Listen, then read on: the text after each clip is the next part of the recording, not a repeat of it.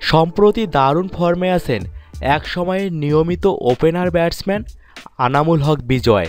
পরপর 2 ইনিংসে 90-এর ঘরে আউট হয়েছেন তিনি। 97-এর পরে 93 রানে আউট হয়ে গিয়েছেন তিনি।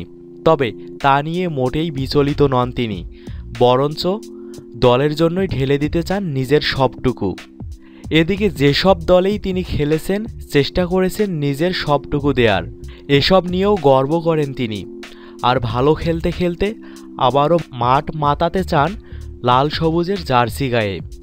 তবে জাতীয় দল থেকে বাদ পড়ার আগে তাকে শুনতে হয়েছে নানান কথা, এমনকি স্বার্থপর উপাধিও পেয়ে বসেছিলেন তিনি।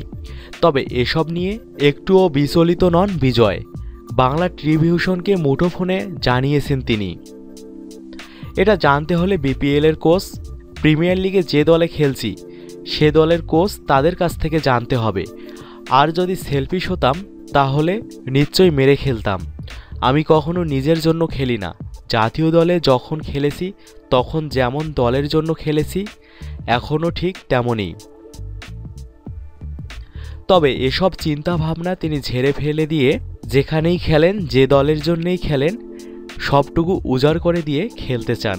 এ প্রসঙ্গে তিনি বলেন, জাতীয় লিগে আমি 400 রানের মতো করেছি। আমার দল কিন্তু চ্যাম্পিয়ন হয়েছে। বিপিএলে আমার দল সেমিফাইনালে উঠেছে। বিসিএলে আমার দল রানার আপ। এখন পর্যন্ত গাজী গ্রুপের হয়ে খেলছি। শেষ দিকে আরও যোগ করেন তিনি, চ্যাম্পিয়নের ফাইট দিচ্ছি। যে দলে আমি খেলছি আল্লাহর রহমতে দলও সাফল্য পাচ্ছে। একজন খেলোয়াড়ের জন্য এর চেয়ে বড় প্রাপ্তি আর কিছুই হতে পারে না। আমি দলের জন্য খেলি, দেশের জন্য খেলতে চাই।